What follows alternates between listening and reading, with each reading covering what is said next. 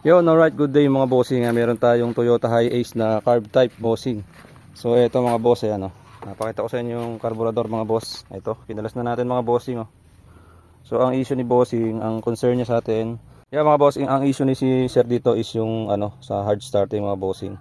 Pagka umaga, pagka malamig yung makina, medyo mahirap siyang paandarin mga boss. So ito, check natin to mga bossing. Medyo madugong to mga boss kasi sobrang dami ng vacuum mo. Yan, yung iba tinandaan natin mga bossing para hindi tayo maligaw. So ayan. Ito yung carb natin mga boss. Kung makikita nyo, sobrang dumi ng loob. Ayan o.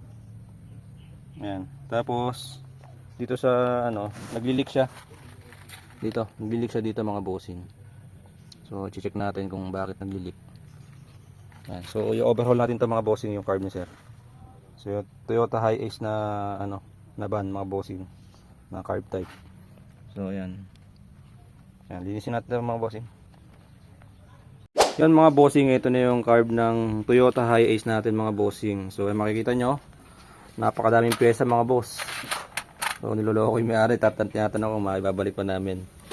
Pero mga bossing yan, napakadaming pyesa oh. Sobrang dami. Pinalinis na daw niya to mga bossing, pero ang tinanggal lang, itong ibabaw lang sa may float bowl lang. Tapos napansin natin mga bossing, yan, kung napanood nyo yung isang vlog ko na carburetor din mga boss. Ito kasi hindi rin nakapantay oh. Nakaangat din siya. So pagka ganyan mga bossing, konti lang yung gasolina na napapunta dun sa may float bowl. So kulang yung gasolina sa loob. Ngayon ang gagawin natin mga boss, ipapantay ulit natin yan. So ganito mangyayari dyan mga bossing oh. Yan, bababa konti. So yan mga bossing, dapat ganyan yan pagka nakalagay na siya doon, para yung gasolina sakto. Pagka kasi ganyan mga boss, hanggang dyan lang yung gasolina niya, nakaangat lang siya dyan. So ang mangyayari, ang gasolina andito lang, andyan lang siya sa may baba lang na yan. So hindi siya aahon dito, pero dapat nasa sobra sa kalahati mga bossing yung laman. So lilinisin muna natin mga boss, tapos tingnan natin kung maibabalik pa natin to mga bossing, kasi napakadami piyesa. Mga bossing, ito na yung carb natin na nilinis mga boss sa Toyota Hi-Ace mga bossing. So ito na yung, ayan, yun yung pyesa natin oh. Wala nang dumi yan mga bossing oh. So sobrang linis na nito mga boss. Ano, yun oh. Ayan mga bossing, pakita ko lang yung ginawa natin. Ayan. So sobrang linis niya mga boss. So ngayon, i-assemble na lang natin mga bossing para malaman natin kung ano yung magiging under nya. Tapos itong floater mga boss, i-adjust natin. So ayan, update ko kayo mamaya pagka nakikabit na natin ito mga boss.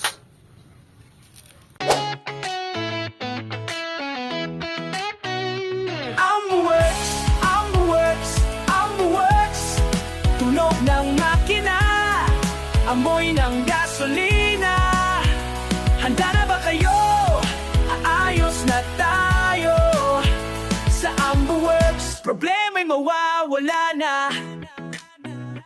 Sa AmbuWorks, servisyo'y galidad mula sa maliit na gasgas hanggang sa malaking sira. Engine overhaul, walang problema sa aming mga eksperto'y handa. Trabaho'y sisimulan. Auto parts, kompleto aming imbakan. Mula sa bolts at nuts hanggang sa mga piyesang mahalaga at kailangan. Auto painter, kulay na gusto mo ibibigay namin. Sasakyan mo'y magiging bago, makintab at maningning. Fiberglass maker, sirang bahagi ayusin, gamit ang husay at galing sa... Mga bossing, ito na yung carb natin oh. So na-assemble na natin siya mga boss. Ito, so medyo pinahirapan tayo ng konti. Sobrang laki ng carb nito mga bossing. So makikita niyo mga bossing, sobrang linis niya na oh. Loob-looban niya mga boss, malinis na malinis. So ngayon mga boss, kakabit na natin sa makina mga bossing para matesting na natin mga boss. Kaya mga bossing, nakikabit na natin yung carburetor na ating nilinis mga boss. Makikita niyo mga bossing oh. Parang brand new mga bossing oh. Sobrang linis mga boss. So ngayon mga bossing, try natin paandarin kung aandar pa. Kaya mga bossing, try natin paandarin yung makina.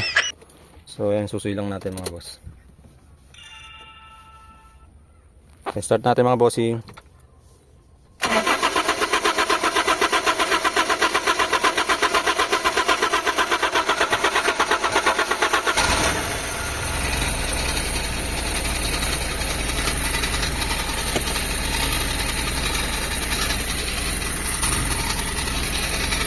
Kaya mga boss, umandar na yung makina natin.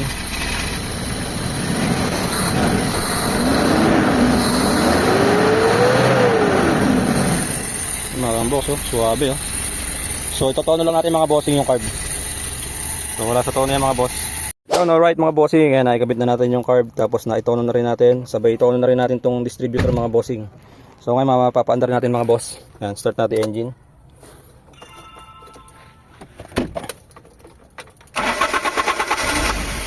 Kaya mga bossing, maandar na yung makina natin. So i-rev ko.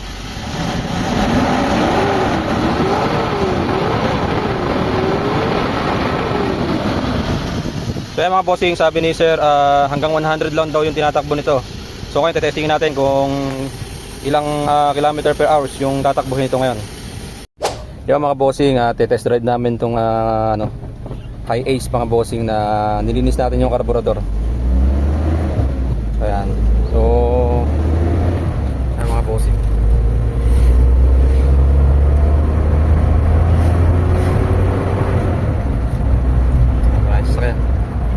So walang delay mga bossing yung natin, yung carb natin. Tapos tinoon na rin natin yung distributor mga boss.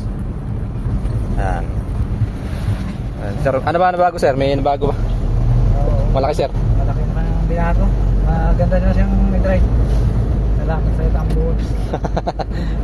Ginulat tayo ni sir sa akala ko Lancer itlog yung dadalhin, no pala ba?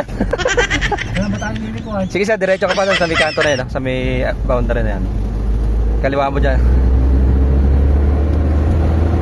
Ang alam kong gagawin natin mga bossing ay Lancer itlog. Pero pagdating ni sir, ano pala dadalhin niya, high ace van. So siyempre carburetor type naman yan, kaya ginawa na rin natin mga bossing.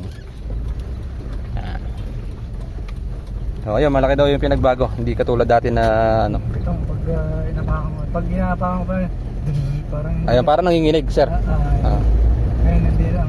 Ngayon hindi na. Oo. Maano mo naman yan mararamdaman mo naman yan pag talaga, tine-drive mo talaga. Hataw mamaya sir, tapos mo ako, update mo ako sir, no? Mga bossing, ayan, naayos na natin yung yung Toyota Hi-Ace ni bossing na carburetor type. So satisfied si boss kasi maganda yung responsive nung carburetor na ginawa natin. So nawala na yung panginginig kapag lumiliko siya na parang mamamatay. Okay na mga bossing. So pauwi na si bossing from Muñoz pa mga bossing. So ginulat tayo, akala ko Lancer itlog yung gagawin natin. Toyota Hi-Ace pala. Yan. So pauwi na si boss. I'm the works, I'm the works, I'm the works. Tunog ng makina, amoy ng Boss, thank you. gasolina. Handa na ba kayo? Aayos na tayo. Yan mga bossing. Konto kasi sir yan. Problema Wala na raw kinig. mawawala na. Alright. Sa Ambu Works, serbisyo'y galidad mula sa maliit na gasgas hanggang sa malaking sira.